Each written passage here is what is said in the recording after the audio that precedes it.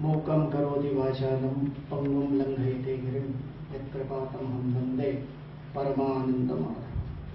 यत्रत्रादमिदं जगज्जलजिरे बन्धो समभ्युदगते द्वन्द्वध्वंसविदो विनोति विनिमन्निःशेषदोषोच्चये वर्तन्ते क्रतवः शतक्रतुमुखा दिव्यन्तु देवादिभिः द्राङ्गः सुप्तमुचं विरक्तु सविरं गिर्वाणपद्योरपि अचिन्त्याव्यक्तरूपाय निर्गुणाय गुणात्मने समस्त जगदाधार मूर्तये ब्रह्मणे नमः।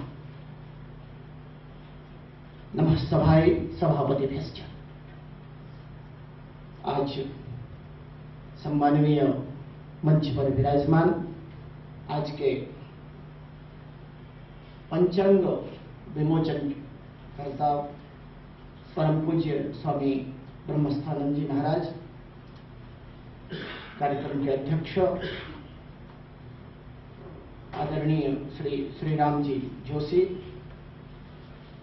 ज्योतिष रत्न और पंचांग के गणक पंडित श्री गौरव देशपांडे जी, और हमारे वयोवृद्ध हराभूषण हम सबके प्रिय अनन्य श्री वीवा दिव्यकर जी, हम सब आप सभी को प्रणाम करते हुए और हमारे विदर्भ और नागपुर के सम्मानित गणमान्य भाइयों बहनों और माताओं, आप सभी इस शास्त्रीय विषय के लिए एकत्रित हुए हैं। यह अपार हर्ष का विषय है। कार्य बहुत होते हैं, परंतु कार्य को जब तक लोक मान्यता न मिले, उस कार्य का प्रवर्तन न हो, उस कार्य में लोग की प्रवृत्ति न हो, तब तक वो कार्य हमारे लक्ष्य को वेधित नहीं करता है। कवि गुरु कालिदास संस्कृत विश्वविद्यालय में गत 5 वर्षों से मैं वेदांग ज्योतिष विभाग में कार्यरत हूं, और मुझे आज ये कहते हुए हर्ष हो रहा है कि हमारे ही परिवार के श्री देवव्रत बूट जी ने यह पंचांग जो हमारे विश्वविद्यालय से संबद्ध है, ये पंचांग प्रकाशित कर रहे हैं। मैं सर्वप्रथम अंतःकरण से मैं उनका हार्दिक अभिवादन और शुभकामनाएं देता हूं।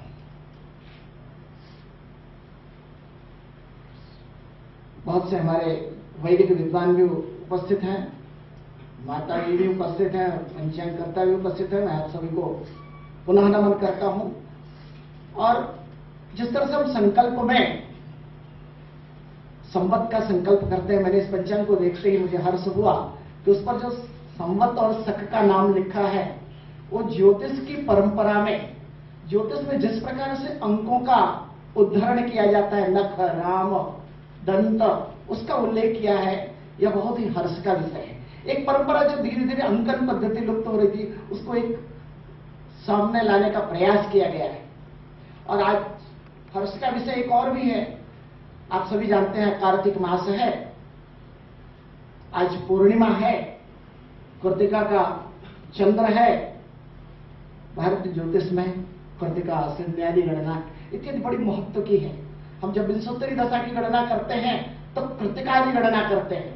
तो मेरा मानना है यह जो प्रचलन है गणना का, वह इस कृतिकादि में प्रारंभ होना अपने अवनाशत्यंत वह विधात्री, यह अग्निमय है, ज्योतिर्मय है। ऐसे नक्षत्र में इसका लोकार्पण होना, इसका प्रवर्तन होना अपने आप में एक महत्व का विषय। पंचांग के 2 ही कार्य हैं। एक कार्य जैसा हमारे पूर्व वक्ता, पंचांग में क्या क्या विषय है, इस पर गौरव देशपांडे जी ने बहुत विस्तार से व्यापक रूप से विचार किया। उनमें बहुत से ऐसे बिंदु हैं जिस पर शास्त्रार्थ की आवश्यकता है और निरंतर चालू है शास्त्रार्थ वो, परंतु उन विषयों को हम नहीं छेड़ेंगे। कारण क्या कि वो कुछ विद्वत समाज की बातें हैं। जगत सामान्य के लिए 2 बातें हैं। पंचांग में 2 ही कार्य हैं, या तो वो मुहूर्त का कार्य है, या तो वो पंचांग जन्माक्षर निर्माण करने का कार्य है। तो यदि मुहूर्त की दृष्टि से देखें तो आज कृतिका आदि गणना में, कृतिका आदि नक्षत्र में इसका विमोचन होना एक अच्छे मुहूर्त का द्योतक है, और ये निश्चित रूप से सफल होगा, ऐसा मेरा दृढ़ संकल्प है। और आज की अध्यक्षता श्रीमद् भागवत महापुराण के प्रखर वक्ता, मैं आज ही सुपरिचित हुआ, श्री श्रीराम जी जोशी जी। आपको ये जानकर आश्चर्य होगा कि ज्योतिष कर्मकांड, धर्मशास्त्र, आयुर्वेद, ये सभी मणिकंचन संयोग है। एक उक्ति बहुत प्रसिद्ध है, जब मैं शोध का छात्र था तो हमारे गुरु जी ने कहा, कौन सा विषय आप शोध के लिए लेंगे? तो मैंने कहा, बताइए कौन सा विषय कठिन है जिसे मैं ना कर पाऊं, वो आप मुझे सलाह दें। क्योंकि मैं गणित का विद्यार्थी पहले था, ज्योतिष का विद्यार्थी बाद में। तो गुरु जी ने एक उक्ति कही, वो आज उक्ति मुझे चरितार्थ होती हुई दिख रही है। विद्यावताम भागवते परीक्षा, ज्योतिर्विदानाम ग्रहणे परीक्षा। उन्होंने कहा, ग्रहण गणित जो है, आज सारे लोग नाटिकल अनुनाग से लेकर ग्रहण बनाते हैं, परंतु ज्योतिष शास्त्र में जो ग्रहण की गणित है, यदि उसे आज विषय के रूप में स्वीकृत करते हो तो ये एक चैलेंज है। मैंने भारतीय ज्योतिष ग्रहण गणित से समीक्षणम, इस विषय पर अपना शोध निबंध पूर्ण किया और उसको करते समय सूर्य सिद्धांत का काफी हमने आंदोलन किया। इसमें राष्ट्रपति पुरस्कार पंडित कमलाकांत शुक्ल और देश के ऋषि पंडित कल्याण दत्त शर्मा, जयपुर के वेधशाला के निदेशक, इन सारे लोगों ने मुझे इस ग्रहण गणित में बहुत से सहयोग प्रदान किए और मैं वो कार्य कर सका। अभी चर्चा में गौरव देश पांडे जी ने कहा कि ग्रह लाघवम के गणेश दैवज्ञ की परंपरा में एक दैवज्ञ थे विश्वनाथ दैवज्ञ। उन्होंने पहली बार सूर्य सिद्धांत पर सोदाहरण टीका लिखी और जो जो बीज संस्कार की आवश्यकता उनके कालखंड में थी, उन सबका संस्कार किया। उस पर आधा से ज्यादा कार्य मैंने अपने गुरुजी के साथ किया हुआ था। अभी वो मैन्युस्क्रिप्ट में है, क्योंकि मैं काशी से बाहर आया और वो कार्य अभी सरस्वती भवन पुस्तकालय में से पड़ी हुई है। अभी वो कार्य संपादित नहीं हुआ। एक बेचैनी है कि कभी उस कार्य को भी संपूर्ण करें। और जैसा कालवाह्य की बात हो रही है, परंपराओं की बात हो रही है, इसमें दो चार बातें हम इसके संदर्भ में कहेंगे। आपने एक वाक्य कहा, सावित्रस्तु स्पष्टतरः। ये वराह ने कहा पंच सिद्धांत का वर्णन करते समय, और उसका स्पष्ट मत पंडित कमलाकर भट्ट ने सिद्धांत तत्व विवेक निर्माण करने के बाद भास्कर के बहुत से मतों का खंडन किया सूर्य सिद्धांत के द्वारा और सूर्य सिद्धांत के मत का स्थापन किया। आज वो ग्रंथ शास्त्रार्थ ग्रंथ के रूप में अत्यधिक सर्वमान्य है। मुझे कहते हुए हर्ष हो रहा है कि कालवाह्य कहना शास्त्र के ग्रंथ में ही वही उल्लिखित है, काल भेदोत्र केवलम। मैंने कहा जब पूर्व में आपने इस सारे सिद्धांत को कहा तो फिर से कहने की क्या जरूरत है? कहा नहीं, एक गति शास्त्र है और गति नाम परिवर्तन शास्त्र है। गणित में एक स्टैटिक्स डायनेमिक्स होता है, गति शास्त्र वैसा परिवर्तन चाहता है, अपडेट होना चाहता है। तो कहा काल भेदोत्र केवलम। और यही कारण है चूंकि ज्योतिष शास्त्र का जो ग्रंथ सूर्य सिद्धांत है यह आर्ष ग्रंथ है। ग्रंथों की दो परंपराओं में, आचार्य ग्रंथ और आर्ष ग्रंथ की परंपरा में सूर्य सिद्धांत को आर्ष ग्रंथ का दर्जा प्राप्त है और आर्ष ग्रंथों में हम वेदांग कहते हैं इसको। जिस तरह से वेद कभी भी पुराना नहीं हो सकता, कभी कालवाह्य नहीं हो सकता, ऐसे ही सूर्य सिद्धांत यह ग्रंथ, सूर्य सिद्धांत का यह ग्रंथ कभी कालवाह्य नहीं हो सकता। हम चिंतन परंपरा से अपने को वाह्य कर सकते हैं, हम उस तरफ को स्पर्श नहीं कर पा रहे हैं, इसलिए हम कह सकते हैं कि कालवाह्य है। वास्तव में कमी शास्त्र में नहीं, ग्रंथ में नहीं, हमारी दृष्टि में है, हमारे चिंतन में है। अब रही बात, एक दो मुद्दे इन्होंने छेड़े, जरा से उस पर मैं आपसे चर्चा करना चाहूंगा। बाण वृद्धि रसक्षय, क्यों ये वाक्य तब का है? तब का काल क्या था, आज क्या है, आज का काल क्या है? आपके महाराष्ट्र के ही केतकर जी ने अपने ग्रंथ में बताया, अरे कभी चंद्रमा को स्पष्ट करने, क्योंकि तिथि का कारण चंद्रमा है, चंद्रमा को स्पष्ट करने के केवल 5 संस्कार हुआ करते थे, अब तो 42 से भी ऊपर संस्कार हो गए हैं। चंद्रमा को पकड़ना इतना आसान नहीं है। आत्मा रविहिषित करस्तु चेत, फलित की दृष्टि से जब उसको हम मन कहते हैं, तो जिस प्रकार से मन को नियंत्रित करना, मन का आकलन करना कठिन है, वैसे चंद्रमा को पकड़ना भी कठिन है। इसलिए उनकी तिथियों का निर्णय करना एक चींटी को शक्कर से अलग करने से असाध्य कार्य है। और ये हम उसके आसन्न तक पहुंच सकते हैं। हम उन पर किसी भी विद्वान को प्रश्न चिन्ह नहीं उठाना चाहते। निश्चित रूप से इस वाणी वृद्धि रसक्षय एक शास्त्रार्थ का विषय है। किन कार्यों में वाणी वृद्धि रसक्षय लेना है, ये धर्मशास्त्र का कार्य है। अर्थात एक ज्योतिषी अगर धर्मशास्त्री नहीं है, वेदांत का अध्ययन नहीं करना किया है उसने, और तब वह सिद्धांत का अध्ययन नहीं किया है तो फिर वह इस गूढ़ रहस्य को समझने से परे है। दूसरी बात, जो होता है कि बहुत से पंचांग चल रहे हैं, हम इन पंचांगों में किसको लें किसको छोड़ें, मेरा मानना है इस विवाद में नहीं जाना है। वादे वादे जायते तत्वबोधा, मुंडे मुंडे मतर्भिन्ना, वादे वादे जायते तत्वबोधा।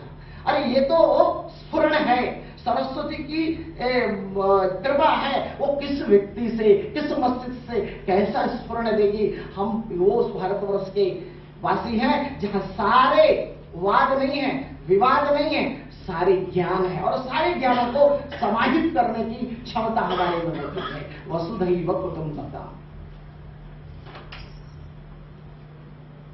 ये केवल ज्ञान के क्षेत्र में नहीं है, हमारे संस्कारों के क्षेत्र में, हमारी संस्कृति में है कि हम बहुलतावाद वाले हैं। और इसलिए ये नियम हर शास्त्र के दर्शन, हम षड दर्शन में जब आस्तिक नास्तिक दर्शनों का विश्लेषण करते हैं तो भी बहुत से ऐसे दर्शन हैं जिनको हम आस्तिक दर्शन में ले आते हैं। कहा जो वेद को मानता हो सारे के सारे आस्तिक दर्शन हैं। लेकिन इस तरह से विवाद की आवश्यकता नहीं है, आवश्यकता है कार्य करने की। क्योंकि गणित शास्त्र गण्यते संख्यायते तद गणितम, जो हमेशा गणना क्रम में गति में रहता है वही ज्योतिष का एक अध्येता हो सकता है, आवश्यकता होती है। वैसे नागपुर से ये डिमडिम ध्वनिघोष होना अति आवश्यक है। मैं 5 वर्षों से इस वार्ता को हर सभा में कहता हूं कि नागपुर एक दिन ज्योतिष के क्षेत्र में सिरमौर होगा। और ऐसे ही नहीं, इसकी पृष्ठभूमि हमने तैयार करना प्रारंभ कर दिया है। जहां सिद्धांतीय ग्रंथों का अध्ययन अध्यापन अवरुद्ध हो रहा था, हमने पाठ्यक्रमों में बहुत परिवर्तन करते हुए उनके प्रति लोगों की जान, क्योंकि हम निर्माण करके कुछ चले जाए ये आवश्यक नहीं है, उसका पाठक होना चाहिए। अगर पाठक नहीं है तो हमारा ग्रंथ निर्माण करना, हमारी अच्छी अच्छी बातें कहना धरी की धरी रह जाएंगी। तो वो पाठक तैयार करने का कार्य कविकुल गुरु कालिदास संस्कृत विश्वविद्यालय बड़े जोर शोर से कर रहा है और ये पूरा परिवार उसमें सहायक है। ये मुझे कहते हुए हर्ष हो रहा है। दूसरी बात, ये जो आपने इस गणना पद्धति की परंपराओं की बात की, मैं आपको बताऊं कि संपूर्णानंद संस्कृत विश्वविद्यालय जब कभी वाराणसी राजकीय संस्कृत कॉलेज हुआ करता था, तब वहां के विभाग प्रमुख थे महामहोपाध्याय सुधाकर द्विवेदी। आज से 100 साल पहले सुधाकर द्विवेदी ने थीमो के साथ मिलकर के सूर्य सिद्धांत की सारणी का निर्माण किया। थीमो एक जर्मन विद्वान, इन दोनों ने मिलकर के सूर्य सिद्धांतीय सारणी का निर्माण किया और सुधाकर द्विवेदी ने इस सूर्य सिद्धांत को समझने के लिए, इसके गणित को समझने के लिए लगभग 171 गणित के ग्रंथों का प्रणयन किया। आज वो ग्रंथ पाठ्यक्रमों से बाहर है, जैसे भाभ्रम रेखा निरूपणम, चंद्र संगोन्नति। अरे जब तक इन ग्रंथों को हम जानेंगे नहीं, सूर्य सिद्धांत के रहस्य को नहीं जान सकते। इन ग्रंथों का अध्ययन और अध्यापन अति आवश्यक है। फिर अपने आप जो तत्व है, जो शास्त्र का प्रामाणिक पक्ष है, वो समाज में सुगंधि की तरह अपने आप प्रस्फुटित और प्रसारित होगा। इसको कोई रोकने वाला नहीं है। और रही बात कि ये जो खगोलीय दृष्टि है, सारे के सारे, अभी कुछ दिन पूर्व मुझे एक सभा में बोलने का अवसर मिला कुंभ पे। मैं कहता हूं आप सारे कुंभ की चर्चा करते हो, कुंभ की पौराणिक व्याख्यान करते हैं, कुंभ का वैदिक आधार जो होते हैं, कहा ये नहीं मिलता है। फिर ये कुंभ कहां से आया, अमृत मंथन क्या है? मैंने कहा ये सब चर्चा छोड़ दीजिए।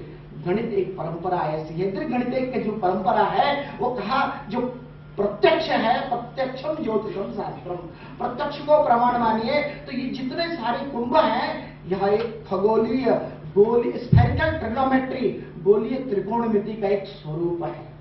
उनके ग्रहों की स्थिति को देखें, कौन कौन से ग्रह, उनके तत्व क्या है और वो किस दृष्टिकोण से, किस एंगल से वहां स्थापित होते हैं, वो कारण है वहां के अमृत उत्पन्न होने का।